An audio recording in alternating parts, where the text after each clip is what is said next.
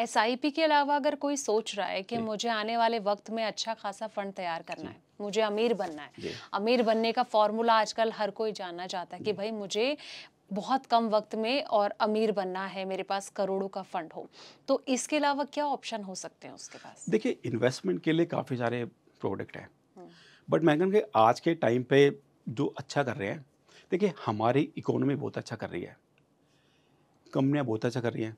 अब आपके पास में 2 ऑप्शन हैं, या तो आप डायरेक्ट स्टॉक में पैसा लगाएँ या एसआईपी करें। अब क्या है कि अगर आप स्टॉक लेने जाते हैं, तो जितने भी अच्छे स्टॉक हैं, वो बहुत महँगे हैं। हम्म, एक स्टॉक 10,000, 15,000 इतने का है।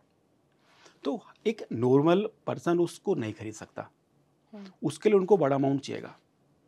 बट जब सेम पर्सन ₹1000 की एसआईपी करता है, केवल ₹1000 की, तो वो उस ₹1000 से लगभग 60 से 70 अच्छी कंपनी के स्टॉक ले लेता है, वाया म्यूचुअल फंड मैनेजर। हम्म, और शॉर्ट टर्म में पैसा, कहते हैं कि शॉर्ट टर्म में इतनी जल्दी पैसा बनाना पॉसिबल नहीं है। उसके लिए फिर आपको अमाउंट बड़ा लगाना पड़ेगा। हम्म, आप बड़ा अमाउंट इन्वेस्ट करेंगे तो ही फिर आप छोटे टाइम में बड़ा पैसा बना पाएंगे। हम्म, तो इसलिए धैर्य रखना सबसे इम्पोर्टेंट है। हम्म, जो धैर्य रखेगा वो डेफिनेटली गेन करेगा ही करेगा। हम्म, देखिए, आप ये सोचे कि बहुत जल्दी चीज़ें काम करें, नहीं। मैंने देखा है लोग बाग सब कुछ ठीक करते हैं, हम्म, रिटर्न नहीं बना पाते, केवल वो एक चीज़ मिस कर देते हैं, वो है टाइम। और लोग बाग एक नॉर्मल फंड में पैसा डाल के अच्छा पैसा बना लेते हैं, हम्म, क्योंकि वो उस फंड को 10 साल 15 साल दे देते हैं। हम्म, और वैसे भी जल्दी पैसा, आप देखिए आप इन्वेस्टमेंट कर क्यों रहे हैं? आपके गोल के लिए। भाई आपके बच्चे की एजुकेशन, आज आपका बच्चा 1 साल का है, उसको 17 साल के बाद में उसको 12वीं पास करके कहीं पे एमबीबीएस आईआईएम कहीं पे जाना है, तो आप तब तक के लिए प्लानिंग करिए। वो प्लानिंग एकदम सॉलिड होगी, वो आपको आपके गोल तक 100% लेके जाएगी। तो प्लानिंग ऐसी होनी चाहिए कि जिसमें कोई भी लूज फॉल्ट ना हो।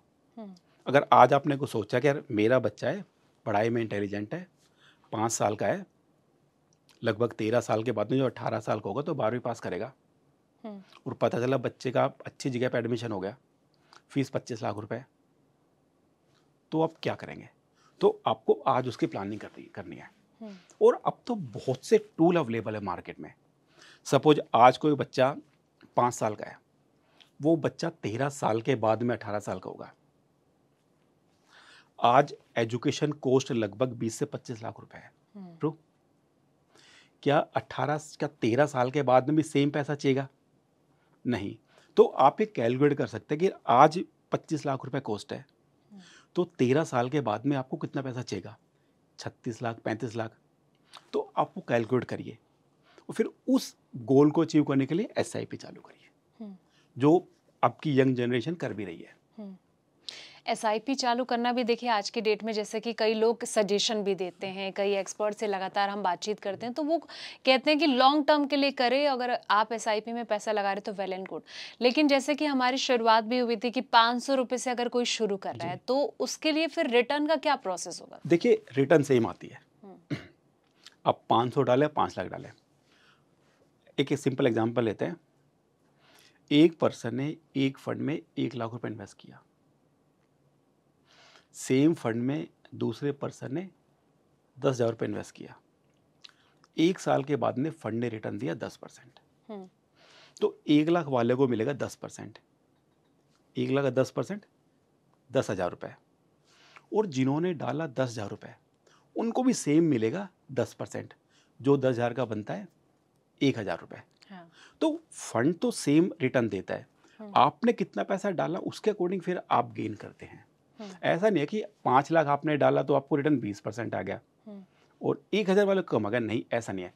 रिटर्न परसेंटेज में सबको गेन सेम आती है, बट आपके अमाउंट के अकॉर्डिंग फिर आप उसको गेट करते हैं। हम्म, तो इसलिए ये ऐसा नहीं सोचना चाहिए मैं ज़्यादा अमाउंट करेंगे तभी ज़्यादा रिटर्न आएगी। हम्म, आप कम अमाउंट करके भी आप अपना गोल बड़े आराम से पूरा कर सकते हैं, हम्म, जो किसी को करना भी चाहिए। हाँ। मार्केट में भी ना जो उतार चढ़ाव हम देखते हैं तो इससे कितना ज्यादा इम्पैक्ट पड़ता है ऐसी सिचुएशन पे? देखिए इससे बहुत ज़्यादा इम्पैक्ट नहीं पड़ता है, मार्केट में उतार चढ़ाव का, अगर आपने प्रोसेस को फॉलो किया है। देखिए अक्सर होता क्या है कि मेरे एक इन्वेस्टर हैं, उन्होंने अपनी स्टेटमेंट देखी, हम्म, उनकी स्टेटमेंट में बहुत अच्छा रिटर्न था। उन्होंने अपने ऑफिस में 3 लोगों को दिखाई। उन 3 लोगों ने क्या किया कि उनकी रिटर्न देख के उन्होंने भी इन्वेस्ट करना चालू कर दिया। अच्छा।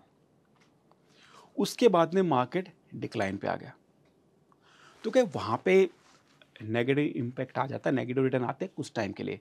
हम्म, तो इसके लिए आपको क्या करना है कि आपको ना प्रॉपर प्लानिंग करनी पड़ेगी इन्वेस्टमेंट के लिए। आपको किसी और के रिटर्न देख के आपको नहीं आना है। आपको ये देखना है कि आपकी रिक्वायरमेंट क्या है।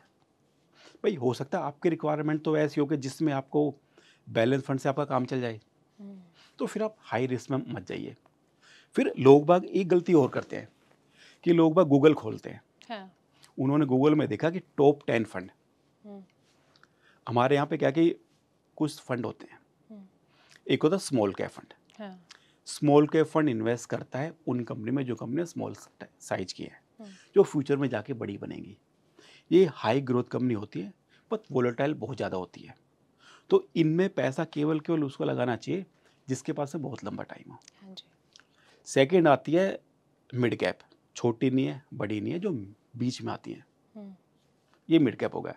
एक होता है लार्ज कैप, हम्म, जो बहुत बड़ी कंपनी है, लार्ज कैप। एक होता है मल्टी कैप, जिसमें large cap, mid cap, small cap तीनों सेम पोर्शन में होते हैं। और एक आ जाता है डेट फंड, बिल्कुल। जिसमें debenture, bond, fix income return होता है। हम्म, और एक होती है कैटेगरी बैलेंस फंड, फिर हाइब्रिड फंड, हम्म, जिसमें 60 to 7% पैसा लगता है लगभग इक्विटी में, हम्म, और रिमेनिंग 30% पैसा लगता है डेट में। तो हमें ये देखना है कि हमारे लिए कौन सा फंड सुटेबल है। हम्म, अब मैं कहता हूँ लोग बाग क्या करते हैं कि गूगल सर्च किया कि बेस्ट फंड कौन से हैं। अब देखिए हो सकता है कि पिछले 1 साल में स्मॉल कैप स्टॉक चले हों। कई बार ऐसा होता है कि 1 साल में केवल स्मॉल कैप स्टॉक चलते हैं, लार्ज कैप, मिड कैप नहीं चलते हैं। हम्म, तो गूगल के हिसाब से बंदा क्या करेगा कि उसको टॉप जो फंड दिखाएंगे पिछले 1 साल के, वो सारे स्मॉल कैप दिखाएगा।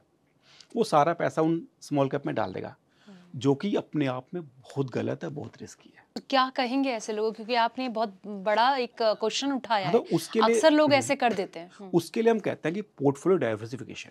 हम्म, आप 100 रुपये इन्वेस्ट कर रहे हैं, तो वो 100 रुपये आपको अलग अलग जगह पे पैसा डालना है। या फिर मैं कहूँ कि अगर किसी को SIP करनी है 10,000 रुपये की, वो क्या कर सकता है, वो उस 10,000 रुपये से कुछ पैसा बैलेंस फंड में डाल सकता है, कुछ पैसा लार्ज कैप में डाल सकता है, हम्म, और कुछ पैसा वो डाल सकता है स्मॉल कैप, मिड कैप में। स्मॉल कैप, मिड कैप का पोर्शन सबसे कम होना चाहिए। अच्छा। Large cap, multi cap, balance fund ज़्यादा होना चाहिए, स्मॉल कैप, मिड कैप कम होना चाहिए। मतलब आप ये कहना चाह रहे हैं कि 50% आप लार्ज कैप में रखो हाँ, और स्मॉल और मिड कैप हाँ, में थोड़ा 20-25 हाँ, कर 25 सकते 5 रखो। हैं। हाँ। तो एक तो आपको ये करना है कि आपको 3-4 स्कीम लेनी है अपने लिए, वो स्कीम का रिप्लिकेट नहीं होना चाहिए। दूसरा आपको ये भी कोशिश करनी चाहिए कि आपके पास में किसी भी एक कंपनी की 2 या 3 स्कीम ना हो, क्योंकि हर कंपनी का अपना एक ना माइंडसेट होता है, एक ऑब्जेक्टिव होता है। वो कंपनी के फंड ना उसी हिसाब से चलते हैं। जैसे कुछ AMC हैं, म्यूचुअल फंड कंपनी है, हम्म, उनके फंड ना बहुत ज़्यादा अग्रेसिव हैं। हम्म, अच्छे टाइम पे उनके फंड सबसे ऊपर रहते हैं, एकदम चमकते रहते हैं। बेकार टाइम में बड़े बेकार करते हैं वो। हम्म, कुछ AMC है जिनका मोटिव रहता है कि इन्वेस्टर को हमेशा अच्छी रिटर्न आते रहे, तो वो बहुत ज़्यादा रिस्क नहीं लेते हैं।